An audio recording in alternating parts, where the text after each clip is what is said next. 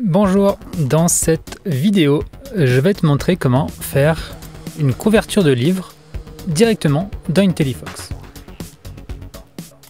Donc, ce qu'on va réussir à obtenir, c'est quelque chose comme ça, où on a un livre qu'on est capable de modifier, donc de changer l'angle du livre, de le mettre plus ou moins tourné, de modifier sa taille hyper facilement.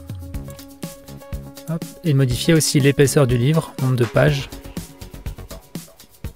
Voilà. Alors pour faire ça, dans IntelliFox, c'est très facile. Et je pourrais te montrer juste comment faire le livre final. Mais là, je vais même te montrer comment faire une couverture en 10 secondes.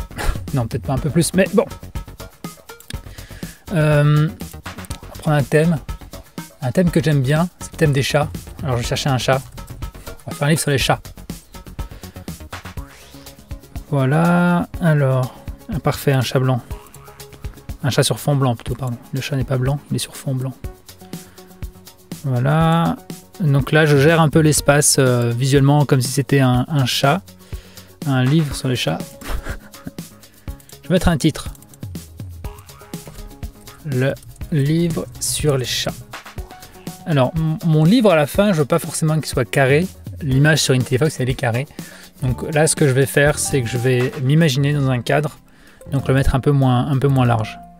Alors, ce que je fais, c'est ça et ça. Après, je le centre, comme ça, on est sûr que c'est comme il faut.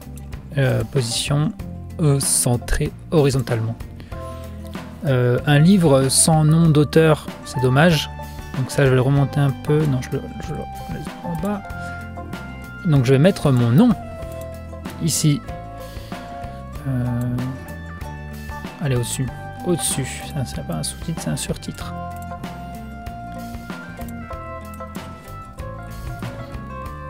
C'est mon nom. Ok. Voilà. Donc ça, c'est une couverture de livre qui va dire être très simple.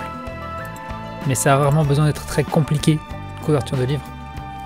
Je vais rajouter un petit IntelliFox Edition en bas, pour le plaisir.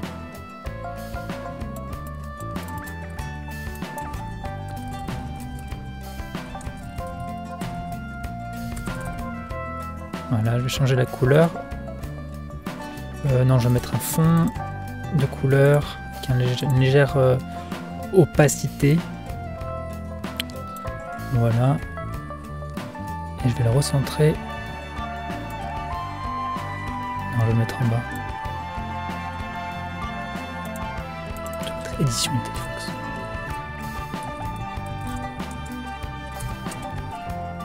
Ok. Je sauvegarde. Non, je vais recentrer encore le... Voilà. Je sauvegarde.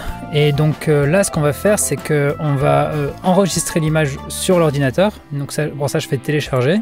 Ensuite, l'image, on va la réimporter dans IntelliFox. Pour l'instant, il faut faire comme ça. Voilà. Peut-être qu'un jour, ce sera plus facile. Mais là, actuellement, c'est comme ça. Donc là, vous ne le voyez pas, mais je vais la sauvegarder sur mon ordinateur. Je fais sauvegarder, je fais enregistrer sous dans mes dossiers de téléchargement. Ensuite, je retourne dans IntelliFox. Et là, je vais l'importer dans mes photos. Maintenant, dans une autre image ou dans la même, peu importe, je vais aller ici dans éléments. Et là, il y a un nouvel élément qui est apparu, c'est ce qu'on appelle un mock-up de livre. Donc c'est un livre virtuel.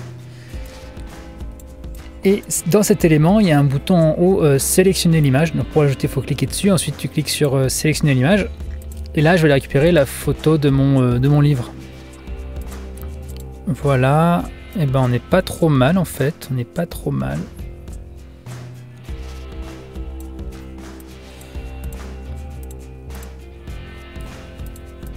Voilà. Ensuite, je vais pouvoir modifier le nombre de pages de mon livre. Donc, je vais dire que c'est pas un livre très épais.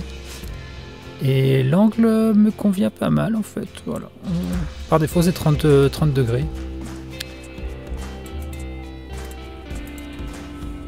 Et voilà comment faire une couverture de livre et intégrer un livre dans un design sur IntelliFox. J'espère que cette vidéo t'a plu et je te dis à la prochaine.